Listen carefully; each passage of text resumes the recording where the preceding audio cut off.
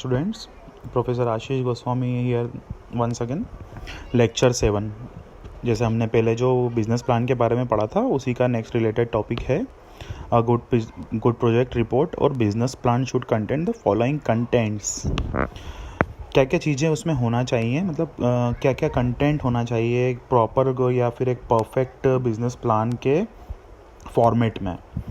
तो first thing is general information. General information में हम आपको बताना होता है उसमें कि आप किस बेसिस पे या किस प्रोडक्ट पे काम करने वाले हैं या कौन सा प्रोडक्ट आप आपके बिजनेस के थ्रू मार्केट में सर्व करने वाले हैं। It's a general information about your company और अबाउट योर प्रोजेक्ट या अबाउट योर प्रोडक्ट। सेकंड होते हैं प्रमोटर्स मतलब कि यूर एजुकेशनल क्वालिफिकेशन या फिर अपन बोल सकते हैं यूर वर्क एक्सपीरियंस या फिर बोल सकते हैं द प्रोजेक्ट रिलेटेड एक्सपीरियंस। जैसे भाई अपन एक एग्जांपल लेते हैं कि आपने जो बिजनेस प्लान के लिए परमिशन के लिए आपने ग्रांट के लिए फ्रॉम द गवर्नमेंट अगर किसी को बोला है या बताने के लिए आपने एक बिज़नेस प्लान बनाया है तो वो काउंट करेंगे कि आपका उससे रिलेटेड क्या वर्क एक्सपीरियंस है या उसी से रिलेटेड आपने कोई प्रोजेक्ट पहले बनाए हैं या उसी सेम बिजनेस से रिलेटेड आपने कोई प्रोजेक्ट करे हैं या नहीं। That are all are promoters या फिर अपन बोल सकते हैं जो आपको बिजनेस में या बिजनेस प्लान को ग्रीन सिग्नल मिलने में हेल्पफुल होते हैं। थर्ड होती है लोकेशन। लोकेशन में आता है आपके exact location of the project या फिर लीज पे आप लेते हैं या आपके प्रॉपर आपके प्रोजेक्ट की लोकेशन क्या रहेगी। या फिर अपन बोल सकते हैं लोकेशन में सबसे अच्छी चीज़ होती है एक एडवांटेज होता है किस चीज़ का, या आप जिस जगह आप अपनी मशीन अपनी कंपनी को लोकेट या फिर इस्टेब्लिश करना चाहते हैं क्या वहाँ आसपास की रिसोर्सेस आपको इजीली अवेलेबल हो पाएगी, या फिर जो गुड एम्प्लॉयज़ हैं या वर्कर्स हैं लेबर्स आप जो कंपनी में लगाएंगे अपने वो क्या इजीली और चीप रेट में या फिर अफोर्डेबल रेट में क्या आपको मिल पाएंगे। तो location should be as compare to your capital या फिर आपके इन्वेस्टमेंट के हिसाब से होना चाहिए। फोर्थ होता है लैंड एंड बिल्डिंग मतलब आपका लैंड का area, construction area, type of construction, cost of construction, detailed plan and estimate along with plant layout. मतलब कि आपकी प्रॉपर लैंड एंड बिल्डिंग कितनी बड़ी होगी, कितनी बड़ी ज़मीन है, ज़मीन में कितनी बड़ी आप बिल्डिंग अपनी बनाएंगे कंपनी को इस्टेब्लिश करने के लिए, क्या क्या उसमें रहेगा, या फिर आपके प्लांट का प्रॉपर लेआउट क्या रहेगा, कितने ऑफिस बनेंगे, कितने केबिन्स बनेंगे, कहाँ मशीन बने के रखेगी, कहाँ पे मैन्युफैक्चरिंग होगा, कहाँ पे ऑपरेशनल वर्क होगा, एक्सेट्रा एक्सेट्रा। फोर्थ होता है प्लांट एंड मशीनरी में आप एक उनको डिटेल्ड अपने मशीन जो आप रिक्वायरमेंट है आपके मैन्युफैक्चरिंग के लिए उसके बारे में आप पूरे इनको डिटेल रिपोर्ट एक देते हैं। कैपेसिटी ऑफ सप्लायर्स मतलब कि आपके पास जो आप मैन्युफैक्चरिंग कर रहे हैं प्रोजेक्ट या करने वाले हैं क्या आपके पास या आपके सप्लायर्स के पास उतनी कैपेसिटी है कि वो आपको प्रॉपर तरीके से रॉ मटेरियल सप्लाई कर पाएगा। और भी चीज़ें होती हैं लाइक कॉस्ट हैं, वेरियस अल्टरनेटिव अवेलेबिलिटी का यहाँ पे वो मीनिंग है कि कितनी रिसोर्सेज अवेलेबल हैं आपके पास। उसमें रिसोर्सेज में आपकी मशीन सब रॉ मटेरियल्स आ जाएंगे, एसेट्स में आपके एम्प्लॉयज़ या मैन पावर आ जाएगा या एक्सपर्ट लोग आ जाएंगे जितने भी। ओके। सिक्स्थ होता है प्रोडक्शन प्रोसेस। आपकी प्रोडक्शन की क्या प्रोसेस रहेगी, क्या प्रोसेस चार्ट रहेगा। टेक्निकल नो हाउ मतलब आप जो भी टेक्निकली आप चीज़ें करने वाले हैं उसमें आप कितनी सक्षम हैं उस टेक्नोलॉजी से, एक्सेट्रा। सेवन्थ है यूटिलिटीज़ में क्या क्या चीज़ें यूज़ होंगी, लाइक वाटर यूज़ होगा, power, steam, compressed air requirement, cost estimate, sources of utilities मतलब कि आपकी कंपनी को चलाने के लिए जितनी भी चीज़ें आवश्यकता हैं सबसे ज़्यादा, like water is must, power, steam या कंप्रेस्ड एयर रिक्वायरमेंट, जो भी चीज़ें रिक्वायरमेंट होती हैं प्रॉपर अगर आपको अवेलेबल हो पाएगी कि नहीं पाएगी वो हम लोग एक प्रॉपर बिजनेस प्लान की रिपोर्ट में एक लिख के बताते हैं या उन्हें बताते हैं कि हाँ वी आर गोइंग टू या फिर हम लोग हम लोगों को प्रॉपर तरीके से वाटर और पावर की अवेलेबिलिटी इजीली प्राप्त हो जाएगी। 8 है transportation and communication. Of course आप कोई भी चीज़ मैन्युफैक्चरिंग कर रहे हैं तो कंपनी इतनी ज़्यादा दूर लोकेट ना हो कि आप प्रॉपर तरीके से उसको डिस्ट्रीब्यूट ही ना कर पाएँ अपने कस्टमर के पास, चाहे वो कस्टमर हो, डिस्ट्रीब्यूटर हो, या फिर होलसेलर हो या रिटेलर हो, एनी वन, क्या आप प्रॉपर तरीके से उनसे कम्युनिकेट कर सकें, उनको ईजिली डिस्ट्रीब्यूट कर सकें, या आपका डिस्ट्रीब्यूशन चैनल इतना स्ट्रॉन्ग होना चाहिए कि अगर आपकी कंपनी काफ़ी दूर भी इस्टेब्लिश है तो भी आपका डिस्ट्रीब्यूशन चैनल इतना ज़्यादा स्ट्रॉन्ग होना चाहिए ताकि आप इजीली उसको हैंडल कर पाएँ। 9th है रॉ मटेरियल। ऑफ कोर्स मैंने जैसे आपको बताया कि सप्लायर्स के पास इजीली रॉ मटेरियल है या नहीं है जो आपको एक प्रॉपर तरीके से वो आपको हेल्प कर सके आपके मैन्युफैक्चरिंग को यूनिट को बढ़ाने के लिए, आपके मैन्युफैक्चरिंग पावर को, आपके प्रोडक्शन को। 10th है मैन पावर। मैन पावर मतलब कि आपके कंपनी के मेन एम्प्लॉयज़ कितने स्किल्ड पर्सन्स हैं आपके पास, सेमी स्किल्ड हैं, requirement for training and it's cost. 11th it's product में प्रोडक्ट मिक्स आता है। मैं आपको बताऊंगा प्रोडक्ट मिक्स, प्रमोशनल मिक्स क्या क्या होता है। ये 4 P's होते हैं एक्चुअली, इसमें आती हैं product, price, place and promotion of the product. ठीक है, प्रोडक्ट्स में क्या क्या आता है, एस्टीमेट सेल्स आती हैं कि आपकी कितनी एस्टीमेट आपने लगा के रखा है कि आप कितना सेल कर पाएंगे अपने प्रोडक्ट को। डिस्ट्रीब्यूशन चैनल मतलब जो मैंने आपको बताया अभी प्रीवियस स्लाइड में कि डिस्ट्रीब्यूशन चैनल आपका काफ़ी स्ट्रॉन्ग होना चाहिए कि आपके प्रोडक्ट की इन्फॉर्मेशन प्रॉपर तरीके से आप उसको प्रमोट कर पाएँ कस्टमर के पास, या फिर इजीली आप अवेलेबल हो सकें कस्टमर के लिए। Competition and their capacities. Products, of course आपके प्रोडक्ट में इतनी क्षमता होना चाहिए कि वो आपके कॉम्पिटिटर्स को प्रॉपर टक्कर दे सके या उनकी कैपेसिटी से लगभग मैच हो या फिर ऊपर हो। ऑफ कोर्स कोई भी कंपनी चाहेगी कि मेरे कस्टमर ज़्यादा हों, मेरा प्रोडक्ट दूसरे कंपटीशन में जो जितनी भी कंपनीज़ हैं उससे बेटर हो। हर कोई यही चाहेगा, उसका प्रोडक्ट का standard and etcetera. Okay, next होता है मार्केट। मार्केट मतलब कि end users of product.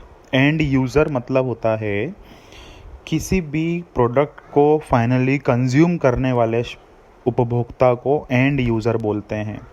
There is a difference between customer and consumer. Customer कोई भी हो सकता है, जो इंसान कोई प्रोडक्ट खरीद रहा है और उसे यूज़ नहीं करता है, उसे फॉरवर्ड करता है आगे या रखता है अपने पास बाद में किसी को देने के लिए, तो वो एक पर्टिकुलर उस प्रोडक्ट के लिए कस्टमर हुआ। बट जब तक कोई कस्टमर उस प्रोडक्ट को खुद यूज़ नहीं कर लेता तब तक वो कंज्यूमर नहीं बनता। अगर किसी इंसान ने कोई प्रोडक्ट लिया और उसे कहीं और फॉरवर्ड कर दिया और दूसरे या तीसरे या फोर्थ पर्सन ने उस प्रोडक्ट को यूज़ करा, तो first, second, third person will be the customer of that product and the fourth person who used that product, जिसने कंज्यूम करा है, that person will be a consumer. तो there is a difference between customer and consumer. Consumer से अपन समझते हैं जो consume करते हैं, उपभोग करते हैं किसी चीज़ का। ठीक है, तो and users of product. Distribution market is local, national, international and trade practices. तो आपका मार्केट क्या है, लोकल है, नेशनल वाइज है, सिटी वाइज है, एरिया वाइज है, या नेशनल है, इंटरनेशनल है, डिपेंड करता है आपके प्रोडक्ट के specification, features and your estimation business plan के ऊपर। ठीक है, नेक्स्ट है रिक्वायरमेंट ऑफ वर्किंग कैपिटल। तो requirement of working capital is must for any kind of organisation, चाहे वो छोटी हो चाहे वो बड़ी हो। एक सिक्योरिटी होती है कि हाँ we have that much capital कि वी कैन ईजीली मैन्युफैक्चरिंग या easily distribute the salaries of the employees, laborers, workers, and we can easily pay the bills. तो this is the requirement of working capital कि हाँ easily हम हर चीज़ को afford कर सकते हैं, जितनी भी फैसिलिटीज़ हम लोग यूज़ कर रहे हैं उसको हम अफोर्ड कर सकें। नेक्स्ट टॉपिक है when should you right a business plan.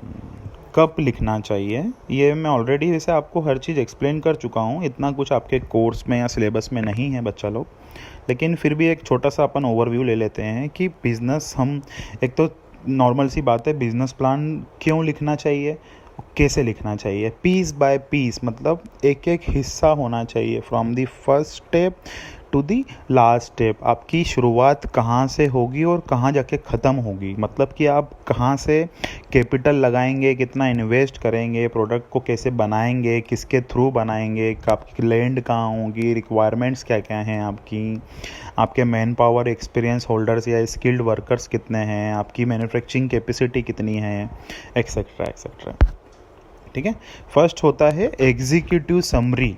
किसी राइट स्टेप अपन पढ़ रहे हैं कि step in to write business plan. First होता है executive summary.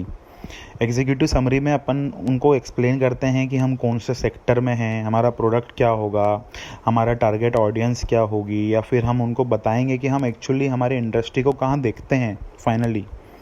Okay, what are the next step, या who are the owner of your company. मतलब कि ज़रूरी नहीं है कि कोई कंपनी खोल रहा है तो वही सिंगल पर्सन ही उस कंपनी का ओनर होगा, नहीं, हो सकता है वो शेयर होल्डर्स भी उसके ओनर्स हो सकते हैं, हो सकता है कि कोई कंपनी का पार्टनर भी हो, डिपेंड करता है। तो आपको एक एग्जीक्यूटिव समरी बताना पड़ती है कि आप प्रॉपर एक इन्फॉर्मेशन देना पड़ती है अपनी कंपनी के बारे में।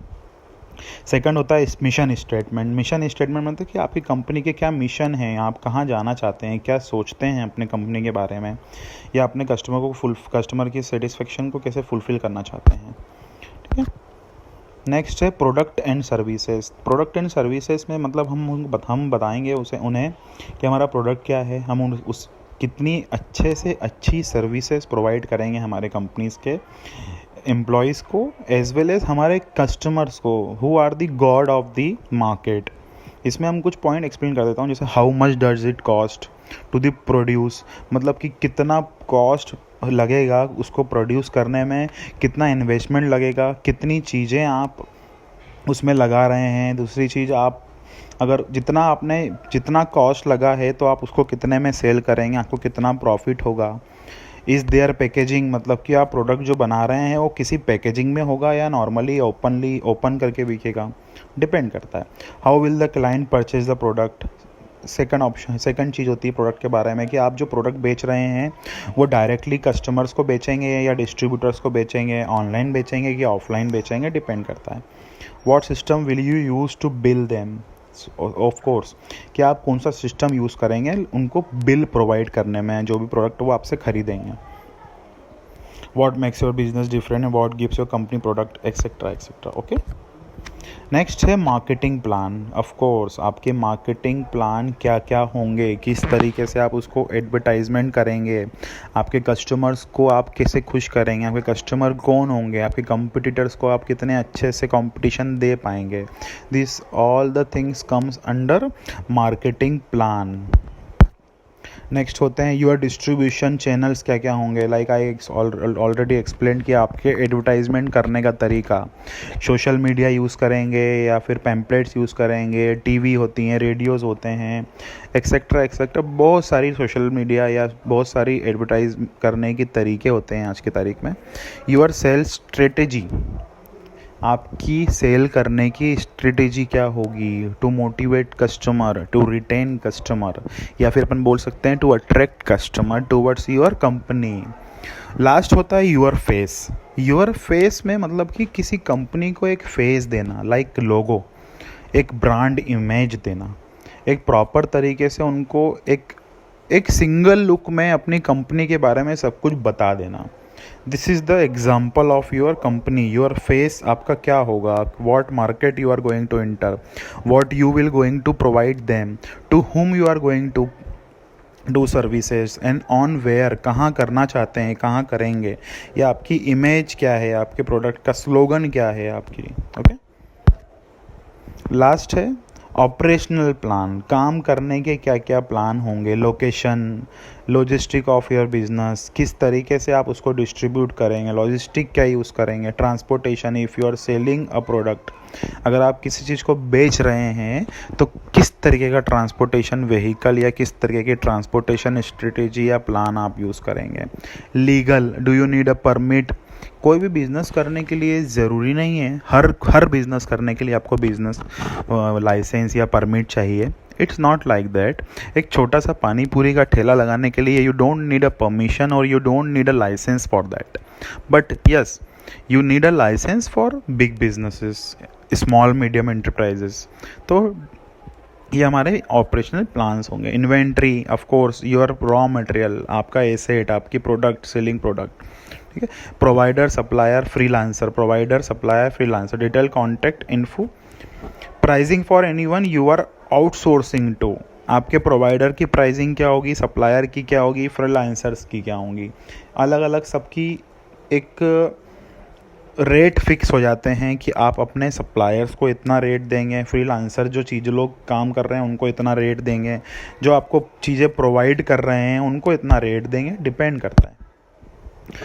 नेक्स्ट है मैनेजमेंट ऑर्गेनाइजेशन. मैनेजमेंट ऑर्गेनाइजेशन में ये होता है कि आपके कंपनी के अंदर जितनी भी चीज़ें हैं, from companies perspective, how much thing you need to manage the organization. It's simple is that कि आपकी कंपनी के अंदर कितनी चीज़ें आपको मैनेज करनी है ऑर्गेनाइजेशन में. हर चीज़ को मैनेज करना, लाइक बोर्ड ऑफ डायरेक्टर्स होते हैं, एडवाइज़र्स होते हैं, आपके टेक्निकल स्पेशलिस्ट होते हैं. जितने भी चीज़ें हैं उनको प्रॉपर तरीके से मैनेज करते हुए चलना हर एक चीज़ में.